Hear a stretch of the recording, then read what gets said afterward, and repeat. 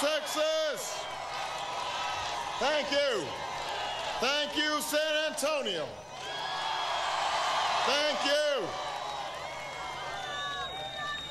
Well, we are in the middle of a very close race right now in Texas. We may not even know the final results until morning. We do know that Senator Clinton has won Rhode Island, and while there are a lot of votes to be counted in Ohio, it looks like she won there too. So I want to congratulate Senator Clinton for running a hard-fought race in both Ohio and Rhode Island. We also know that we've won the state of Vermont, and so we want to say thank you to the people of Vermont. And we know this, no matter what happens tonight, we have nearly the same delegate lead as we did this morning, and we are on our way to winning this nomination.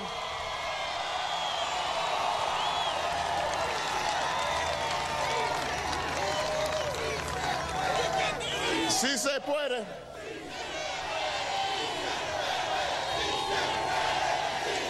You know, decades ago, as a community organizer, I learned that the real work of democracy begins far from the closed doors and marbled halls of Washington. It begins on street corners and front porches, in living rooms and meeting halls with ordinary Americans who see the world as it is and realize that we have within our power to remake the world as it should be.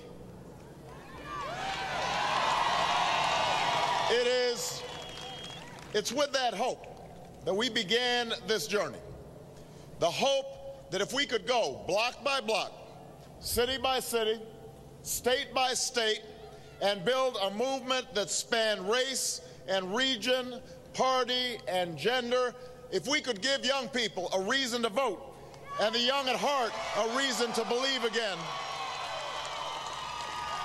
if we could inspire a nation to come together, then we could turn the page on the politics that has shut us out, let us down, and told us to settle. We could write a new chapter in the American story.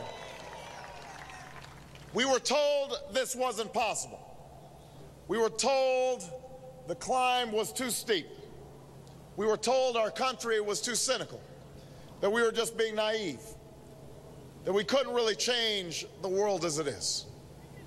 But then a few people in Iowa stood up and said, yes, we can. And then a few more of you stood up from the hills of New Hampshire to the coast of South Carolina. And then a few million of you stood up from Savannah to Seattle, from Boise to Baton Rouge. And tonight, because of you, because of a movement you built that stretches from Vermont's Green Mountains to the streets of San Antonio, we can stand up. We can stand up with confidence and clarity to say that we are turning the page and we are ready to write the next great chapter in America's story.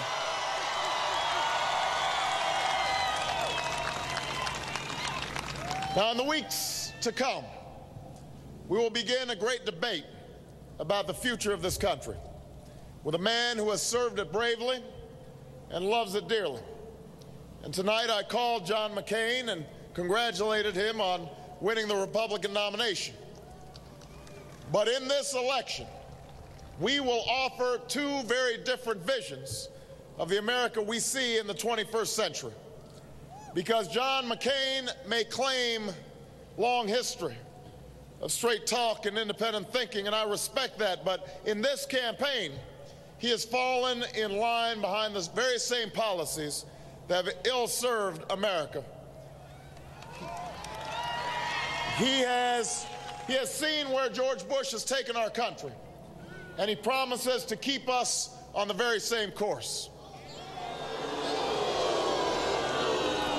It's the same course that threatens a century of war in Iraq, a third and fourth and fifth tour of duty for brave troops who've done all we've asked of them, even while we have asked little and expect nothing from the Iraqi government, whose job it is to put their country back together.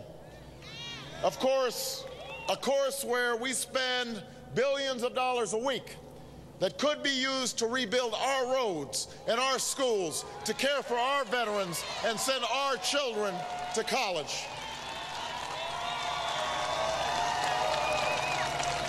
It's the same course that continues to divide and isolate America from the world by substituting bluster and bullying for direct diplomacy, by ignoring our allies and refusing to talk to our enemies, even though presidents from Kennedy to Reagan have done just that, because strong countries and strong leaders aren't afraid to tell hard truths to petty dictators.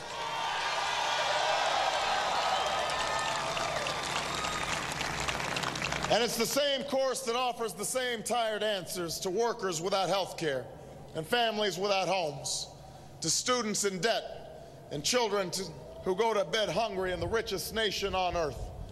4 more years of tax breaks for the biggest corporations and the wealthiest few who don't need them and aren't even asking for them. It's a course that further divides Wall Street from Main Street, where struggling families are told to pull themselves up by their bootstraps because there's nothing government can do or should do, and so we should give more to those with the most and let the chips fall where they may. Well, we are here to say tonight that is not the America we believe in, and this is not the future we want. We want a new course for this country. We want new leadership in Washington. We want change in America.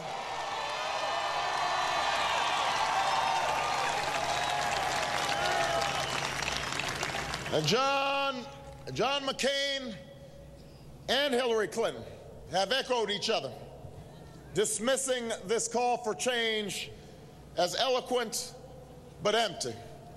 Speeches, not solutions. And yet they know, or they should know, that it's a call that did not begin with my words. It began with words that were spoken on the floors of factories in Ohio and across the deep plains of Texas.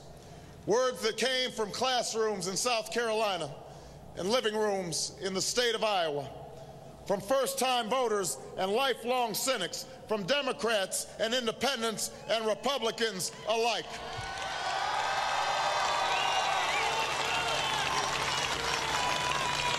John McCain and Hillary Clinton should know that there's nothing empty about the call for affordable health care that came from the young student who told me she gets 3 hours of sleep a night because she works the night shift after a full day of college and still can't pay her sister's medical bills. There's nothing empty about the call for help that comes from the mother in San Antonio who saw her mortgage double in 2 weeks and didn't know where her 2-year-olds would sleep at night when they were on the brink of being kicked out of their home.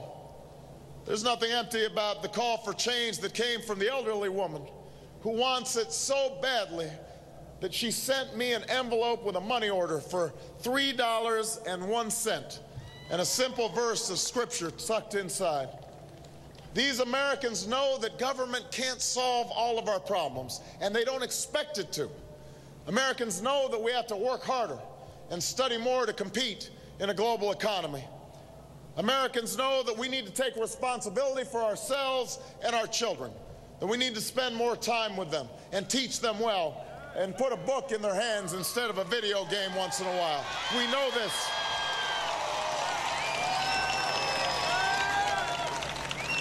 But we also believe that there is a larger responsibility that we have to one another as Americans.